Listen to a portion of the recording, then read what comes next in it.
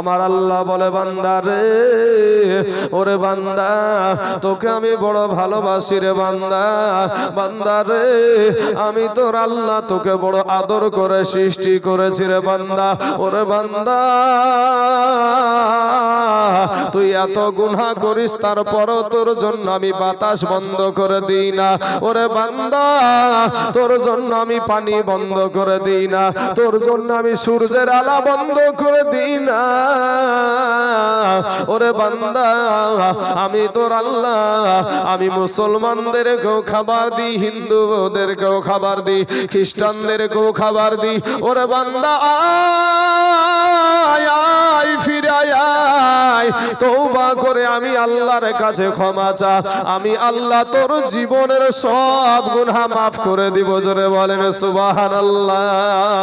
বাবাজি গো দিলখানা যদি নরম করে দিয়ে এই মাহফিলে যদি একটা বার কবরকে স্মরণ করে বাবাজি কিয়ামতের দিনটাকে স্মরণ করে, কবরতে কেউ যাবে না, বাবা যাবে না, মা যাবে না, ভাই যাবে না, বোন যাবে না, বাবার বিবি যাবে না, সন্তান যাবে না, কোন মা খালাদের কবরে স্বামীও যাবে না। এই কবরকে স্মরণ করে যদি বাবা আজকের মাহফিলে দিলখানা নরম করে দিয়া যদি তওবা করেন গো, আল্লাহ গো জীবনে আর খারাপ কাজ করব না, আর মিথ্যা কথা বলবো না, মানুষের বিপদ করব না, আর কবিরা গুনাহ করব না, আর কোন মানুষের ক্ষতি করব না, আর জবানের বেখালাপ করব না, কারো আমানতের খিয়ানত করব না। আমার আল্লাহর কাছে তওবা করতে দেরি হবে, আমার আল্লাহ তোমাকে ক্ষমা করতে দেরি হবে না। জোরে বলেন সুবহানাল্লাহ। বাবাজি আমার সোনা মানিকেরা, ওগো আমার ইসলাম দরদি মুসলমান ভাইরা, আমার আল্লাহ বলে বান্দা রে আমি তোর আল্লাহ, তোকে তুই মনে করছিস আমার চাইতে তোর মা জননী তোকে বেশি ভালোবাসে। ওরে বান্দা তুই মনে করছিস আমার চাইতে তোর বিবি তোকে বেশি ভালোবাসে। ওরে বান্দা তুই মনে করছিস আমার চাইতে তোর আব্বা তোকে বেশি ভালোবাসে। ওরে বান্দা তুই মনে করছিস আমার চাইতে তোর সন্তান তোকে বেশি ভালোবাসে। না রে বান্দা না, আমি আল্লাহর চাইতে তোকে কেউ বেশি ভালোবাসে না। যুবক রে আজকে স্বার্থে যদি আঘাত লাগে বাবা সংসার থেকে আলাদা করে দেয়, আজকে স্বার্থে যদি আঘাত লাগে সন্তান বাবা মা থেকে আলাদা হয়ে যায়, স্বার্থে যদি আঘাত লাগে বন্ধু বন্ধু থেকে দূরে চলে যায়, স্বার্থে যদি আঘাত লাগে রে বাবা, তাহলে যদি নিজের বিবির স্বার্থেও আঘাত লাগে ওই বিবিটা বাবা লালবাগের লাল ঘর পর্যন্ত দেখায় দেয়। স্বার্থে আঘাত লাগলে সবাই বেকা হয়ে বসে।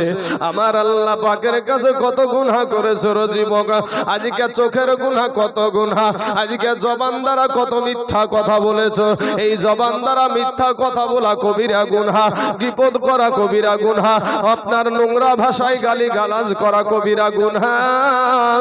কিন্তু যুবক রে ও কালেমার ভাই, তুমি আমার মুসলমান যুবক দিলখানা একটু নরম করে দাও রে বাবা। সোনা মানিক রে তোমার মতন কত যুবক মুনিশ খেতে ভাত খায়, এরপরেও 5 ওয়াক্ত নামাজ পড়ে অভাব নাই। তোমার মতন কত যুবক রাস্তায় ড্রাইভারি করে ভাত খায়, এরপরেও 5 ওয়াক্ত নামাজ পড়ে, তুমি কেন পারবা না রে বাবা? তোমার মতন কত যুবক বিদেশের জমিনে কাজ করে, এরপরও 5 ওয়াক্ত নামাজ পড়ে অভাব নাই, তুমি কেন পারবা না রে বাবা? তোমার মতন কত যুবক স্কুল কলেজে থাকে, তারপরেও 5 ওয়াক্ত নামাজ পড়ে অভাব নাই। ওগো আমার পর্দার আড়ালের মা খালা গো, তোমার মতন কত নারী সংসারের সমস্ত কাজ করে, তারপরেও 5 ওয়াক্ত নামাজ পড়ে এবং পর্দা করে, তুমি কেন পারবা না রে মা? ওরে মা ও আমার বোনেরা, তোমার মতন কত বোন পর্দা করে কলেজে যায়, টিউশনে যায়, তুমি কেন পারবা না রে বোন? ফিরে এসো রে বাবা, দিলখানা নরম করে দিয়ে আমার নবীর সুন্নাতের মালাটা পরিয়ে নাও, আমার নবীর আদর্শের মালাটা পরায় নাও। আমার নবীর আদর্শের মালাটা যদি পরিয়ে নেন, আপনার ইহকাল সম্মানী হবে, পরকাল সম্মানী হবে। ও মুসলমান যুবক আজকে যাদের পাল্লায় পড়ে যাই সমস্ত বন্ধু বান্ধবের পাল্লায় পড়ে আজকে তুমি এখানে আসতে রাজি হও না, তোমার বন্ধু টানছে না ওখানে না, আয় এদিক থেকে একটু ঘুরে আসি, এই রকম করে তোমার বন্ধু তোমাকে টেনে নিয়ে যায়, তোমাকে শয়তানের জায়গাতে টানে। আর এই জায়গাটা হলো আল্লাহর জান্নাতের বাগান। জোরে বলেন সুবহানাল্লাহ। সবাই কিন্তু ভালো লাগবে না, শয়তান তো দূরে থাকার চেষ্টা করবে। যেখানে আল্লাহওয়ালা মানুষ আছে ওখানে কোনো সময় শয়তান আসবে না। ও সোনা মানিক রে, ও যুবকেরা, ও আমার কালেমাওয়ালারা, ও নবী প্রেমিকেরা শুনো, আমার আল্লাহ বলে বান্দা রে, আমি আসমান বানায় আছি আমার বলি নাই রে বান্দা, আমি জমিন বানায় আছি আমার বলি নাই রে বান্দা, ওরে বান্দা আমি পাহাড় সৃষ্টি করেছি আমি আমার বলি নাই রে বান্দা, ওরে বান্দা তুই হলি আমার। জোরে বলেন না একবার সুবহানাল্লাহ। বাবাজি আমার সোনা মানিকেরা, ওগো আমার ভাই জানেরা, আমার আল্লাহ পাক এত দয়ালু এত দয়ালু, আমার মা আপনার মা যত ভালোবাসে তার চাইতে কোটি কোটি কোটি সহস্র কোটি গুণে আমার আল্লাহ আপনাকে বেশি ভালোবাসে। জোরে বলেন সুবহানাল্লাহ। এ বাবাজি আমার আল্লাহ যদি আপনাকে বুবা করে দুনিয়ার জমিনে পাঠায়া দিত, পৃথিবীর জমিনে এমন কোন ডক্টর ছিল না বাবা আপনার জবান থেকে কথা বের করে। আমার আল্লাহ যদি আপনাকে দুনিয়ার জমিনে অন্ধ করে পাঠায়া দিত, পৃথিবীর জমিনে এমন কোন ডক্টর ছিল না যে আপনার চোখের দৃষ্টি ফিরাইতে পারে। ও মুসলমান, আমার আল্লাহ যদি আপনার দুইখানা পা পঙ্গু করে দুনিয়াতে পাঠাই, পৃথিবীর জমিনে এমন কোন ডক্টর ছিল না যে আপনাকে পা ফিরাইয়া দেয়। কেন রে বাবা আজ তোমার দিল নরম হয় না, আজকে তোমার মাস্তানি যাই না?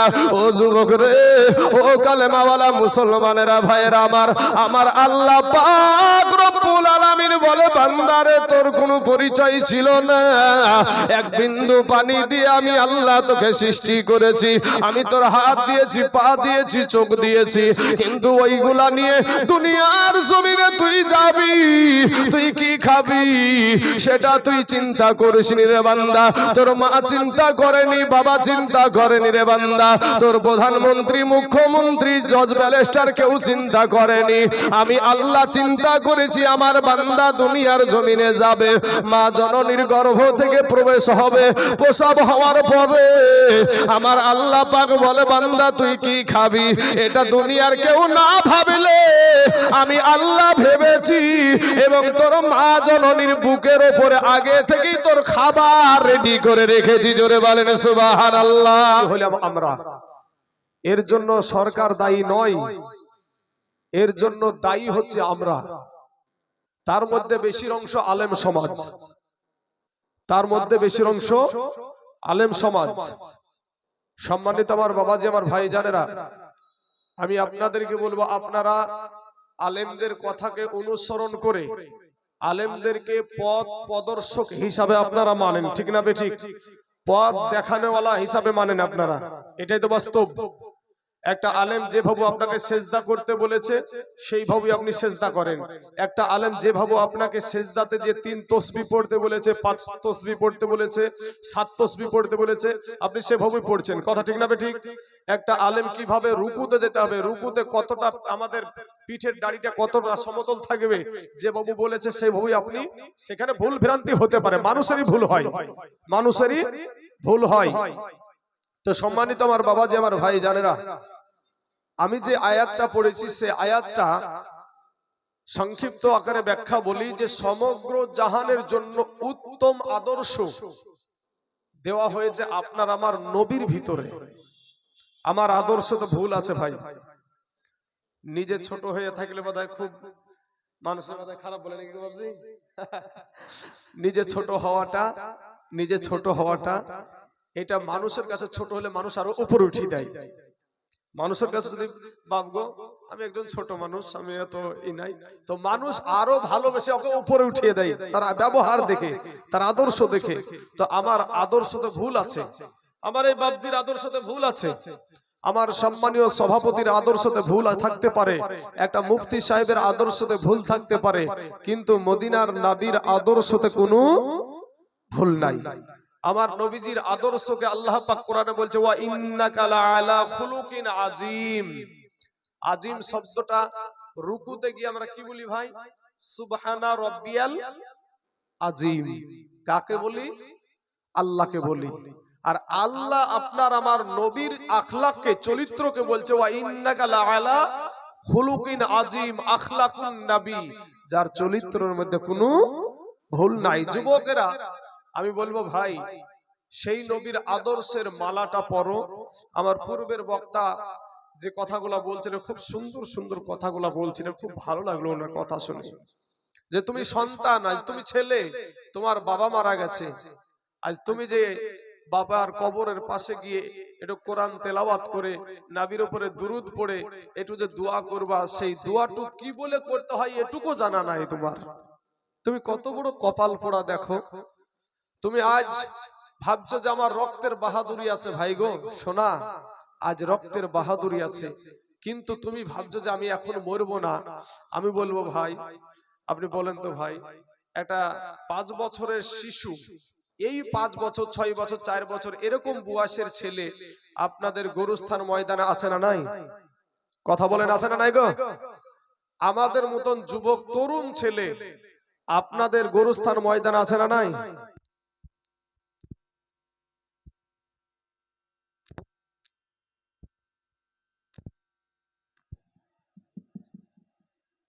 আপনাদের এই যে আমার সাদা দাড়িওয়ালা বাবজি বসে আছে, এরকম সাদা দাড়িওয়ালা অনেক মানুষ এখানে আছেন আপনারা। আপনাদের এই সাদা দাড়িওয়ালা মানুষ আপনাদের কবরস্থানে আছে না নাই? আসার সিরিয়াল আছে, যাওয়ার কোনো সিরিয়াল নাই। কিছু টাকা হয়ে গেলে বাবাজি, এখানে যত মানুষ বসে আছে সব গরিব দুঃখিনী বসে আছে, খেটে খাওয়া মানুষগুলা বসে আছে। যাদের কোটি টাকার মালিক তারা কিন্তু বাবাজি আপনার মতন এই চটে এসে বসবে না। এর জন্যই আমার নবী বলেছে যে ধনীদের চাইতে গরিবেরা 500 বছর আগে জান্নাতে যাবে। জোরে বলেন সুবহানাল্লাহ। আজ তালাশ করে দেখেন এখানে কটা বাবাজি ইঞ্জিনিয়ার, এখানে মুসলমান ইঞ্জিনিয়ার বসে আছে, কোটি কোটি টাকার মালিক কটা এখানে বসে আছে, তালাশ করে দেখেন, একটা পাবেন না। সবগুলো আমার খেটে খাওয়া গরিব পরিযায়ী শ্রমিক ভাই বাবজিরা এখানে বসে আছে, ঠিক না ঠিক ভাই? তাহলে আমি বলবো বাপ, যাদের টাকা হয়ে যায়, মাইক ঠিক আছে, মাইক যেন কেউ লাড়ালাড়ি করবেন না। এক জায়গাতে বাবা যে আমার একটু হাইব্রিড গলা তো বাপ, মানে এখনো তো আমার সেই জায়গাতে দিয়ে পৌঁছায়নি, আমি তার জন্য হাইব্রিড গলার কারণে ও মাইকের সাউন্ডটাকে কমিয়ে দেয়, দিয়ে তখন আমার শক্তিটা বেশি লাগে। যে যে অভ্যাসে পরিণত হয়ে আছে, আমার অভ্যাস অনুযায়ী আমি কথা বলবো। তো মাইক সুন্দর চলছে আলহামদুলিল্লাহ। আমার যুবক ভাইদেরকে বলছি, ভাই তোমাদের এই মাহফিলটা তোমরা এসে পরিপূর্ণ করো, এটাই আমার আবদার। তো কোটি টাকার মালিক, কোটি টাকার মালিক এরা কত বড় কপাল পোড়া জানেন? আজ বহরমপুরে তালাশ করে দেখেন, বিবিও চাকরিজীবী, স্বামীও চাকরিজীবী, ওর কপালে ভাই আর বোর হাতের রান্না খাবার খাওয়া হয় না, আর বিবির হাতে রান্না করা খাবার ওর কপালে জুটে না। কিন্তু এখানে যতগুলা বিবাহিত পুরুষ আছে বসে, ভাই আমিও তো আমার বিবির হাতে খাইছি, আপনার খাননি গা? হ্যাঁ, ওর বোর হাতের কপালে কিন্তু ওর খাবার জুটে না। কার খাবার জুটে? বাড়িতে চাকরানি পোষে, ঠিক না বেশি? বাড়িতে চাকরানি পোষে, ওই চাকরানির হাতের খাবার খাইতে হয়। কিন্তু আমার বিবি, আমাদের বিবিরা আমাদেরকে মোহাব্বত করে না? করে না? বিবিরা মোহাব্বত করে, ভালোবাসে। সেই বিবিরা কষ্ট করে আপনাকেও খাওয়ালছে, আমাদেরকেও খাওয়ালছে, ওই কষ্ট করা খাবার আমরা খেয়ে এসেছি। অতএব এত টাকার মালিক কিন্তু আর বোর হাতের খাবার ওর কপালে জুটে না। শোনা, আরেকটা বিষয় আপনাদেরকে বলি, আপনারা হয়তো ভাবছেন আল্লাহ আমাদের টাকা পয়সা দেয় নাই, ওদেরকে এত সুখে রেখেছে, ওরা সুখে নাই। যার যত টাকা আছে তার তত দুশ্মন আছে ভাই। এমন কি দেখবেন যাদের কোটি টাকার মালিক, আল্লাহর নিয়ামতের ভালো ভালো খাবার গুলা ওদের কপালে জুটে না। কে মাংস খেতে পায় না, কে মিষ্টি খেতে পায় না, আর গরিব খেটে খাওয়া মানুষগুলা পেট লোড করে বাবাজি মিষ্টি খায়। এই রাজমিস্ত্রি যারা ঢালাইয়ের কাজ করে, নিয়ে যায় দই দিন একজনকে এক কাতারি, একলাই সাবার করে দিবে, কি গো ভাই? একলাই সাবার করে দিবে বাবাজি আমার সোনা মানিকেরা। কিন্তু ভালো ভালো খাবার গুলা ওদের পেটে যায় না। সন্ধ্যাবেলার আগেই বাবাজি বেরিয়ে পড়ে বাড়ি থেকে, ম্যাডাম বেরিয়ে গেল একবার শপিং মল করতে, বাবাজি 7টার সময় বাড়িতে প্রবেশ করছে, বিটিও বাড়িতে নাই, বেটাও নাই, ও বউও নাই। আরে আবার বউ কই রে? ওই চাকরানির হাতের দুটো খাবার খেয়ে বুঝতে পারলেন মাউরের মতন গালে হাত দিছি বললো। তাকায় বউ কই, আমার বিটি কই রে? বিটি যে কার সাথে বাবা আড্ডা মারে, আর বেটাই যে কোন জায়গাতে নেশা করছে, বউ যে কার সাথে আড্ডা মারছে, এর কোনো ঠাই ঠিকানা নাই। বেশি কিছু বললি তো বুঝতে পারছেন, তোর খাবার আমি খাই নিয়ে আমার চাকরি করা খাবার খাই বলবি তো? বলছে আমাদের সমাজে, তোমার ইনকাম খাই নিয়ে আমার ইনকাম আমি খাই, সমাজে বলছে এরকম। আপনাদের এখানে না থাকলে অনেক জায়গাতে আছে ভাই। হ্যাঁ, তো বাবাজি সোনা মাউরের মতন শুয়ে থাকলো, কিন্তু ওর ঘুম আসে না। বেটা কই রে, বিটি কই রে, বউ কই রে, ওর ঘুম আসে না। আর আপনি দিনে 300 টাকা ইনকাম করেছেন, খাটতে গিয়ে আপনার শরীর দিয়ে ঘাম বেরিয়েছে, বেরানি ভাই, ঘাম বেরিয়ে গেছে, সারা দিন অক্লান্ত পরিশ্রম করে আপনার শরীরটাতে ঘাম বেরিয়ে গেল। এবার বাবাজি সন্ধ্যা 6টাতে হোক, 7টাতে হোক, 8টাতে হোক, যখনই বাড়িতে প্রবেশ করি আমাদের বেটাও থাকে, বিটিও থাকে, বিবিও থাকে, ঠিক না ঠিক? হ্যাঁ, বিবির হাতের খাবার খেয়ে নো টেনশনে, ওর ঘুম নাই, আমার বউ কই রে, আমার বিটি কই রে। আর আমরা কি বিটি বিটির ঘরে, বেটা বেটার ঘরে, আর আমাদের বিবিকে নিয়ে আমরা আরাম করে দুজনাই হামজিয়ে ধরে বাবাজি এমন ঘুম দেয়, নো টেনশনের ঘুম, ও টেনশন ওর ঘুম নাই। আর আপনি গরিব মানুষ, নো টেনশনের ঘুম, বিবিকে নিয়ে আরাম করে। লাকে একটা ডাক হয় না, হয় না গো? এমন লাকের ডাক দেয় মনে হবে যেন ট্রাক্টরের হর্ন পর্যন্ত ফেল হয়ে যাবে, কিন্তু আর ঘুম হয় না। তাই কবি বলছেন, কোটি টাকার মালিক দেখো, কোটি টাকার মালিক দেখো, এ অভাব হয় না দূর, আর গরিব ঘুমায় আরাম করে মনটা বাহাদুর। ফেরাউনের লাশটা দেখো, ফেরাউনের লাশটা দেখো, মিশর জাদু ঘরে, খাই না মাটি পোকা মাছি সবাই ঘৃণা করে। হৃদয় থাকিতে যার, হৃদয় থাকিতে যার, ভাইরে নম্রতা সদা, রহমত আসিবে সে তা প্রভুর ওয়াদা। বড়র বড়াই থাকলে দিলে, বড়র বড়াই থাকলে দিলে রহমত আসবে না, আর নিজেকে নিজে ছোট মনে করিও সদা।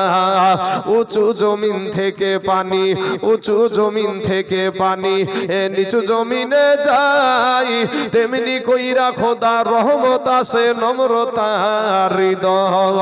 ভোগ বিলাসের বাড়ি গাড়ি, ভোগ বিলাসের বাড়ি গাড়ি পড়ে রবে সব, থাকতে সময় স্মরণ করো আল্লাহ আমার রব। যুবক রে, ওরে আমার কালেমার ভাইয়েরা, ও কালেমাওয়ালা মুসলমানেরা, ও আমার দুনিয়ার মুসলমানেরা, তোমাদের পা দুখানা আগায়া দাও ভাই, তোমাদের পায়ে হাত দিয়া বলি রে যুবক, এই দুনিয়াটা কিছুই না রে মুমিন।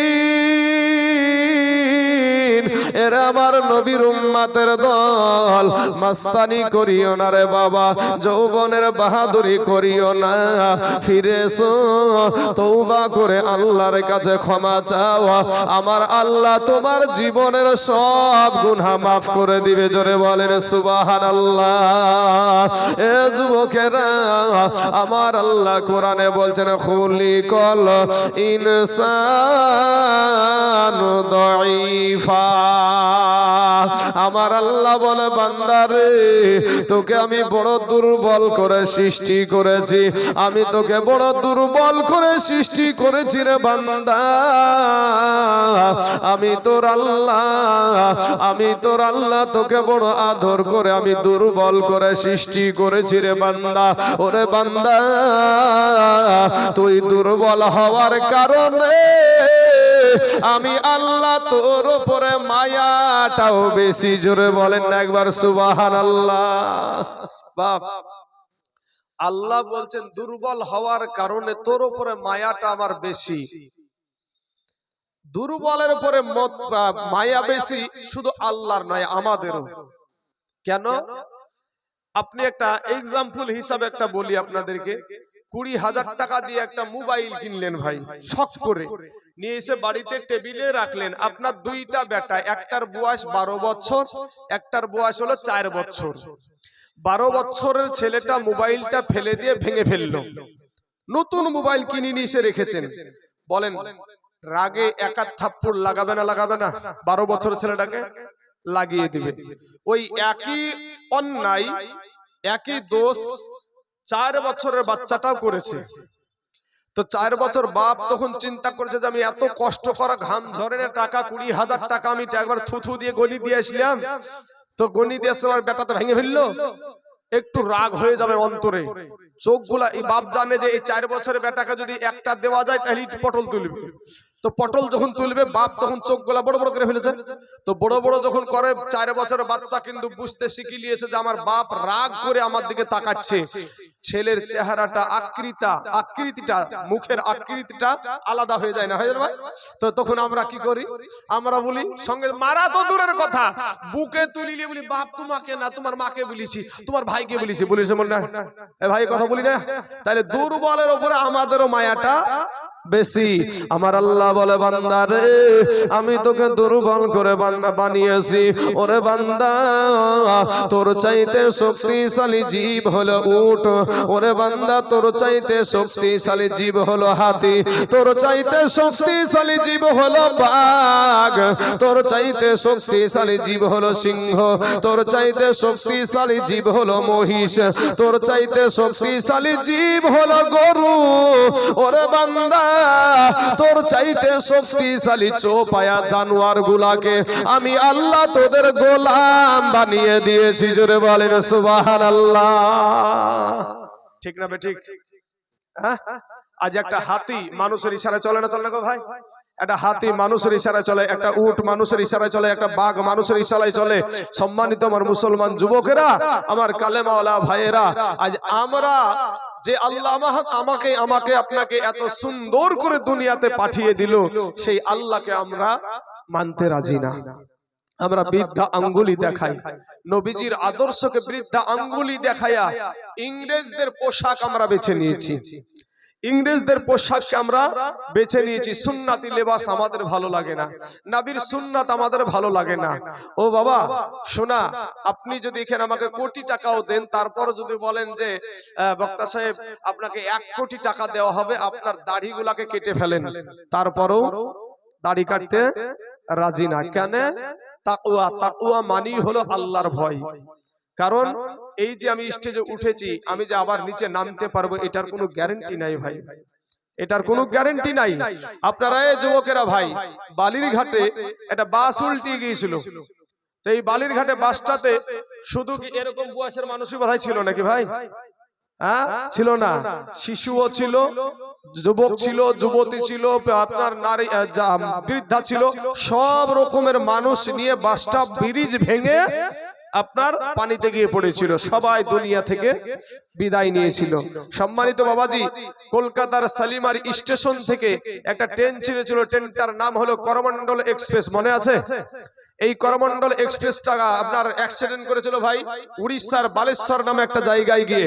মুহূর্তের মধ্যে ট্রেনের ভিতরে হাসি হয়, কান্না হয়, হাসি হয়, গান হয়, বাজনা হয়, ঘুমানো হয়, সবকিছু কিন্তু ট্রেনের ভিতরে হয়।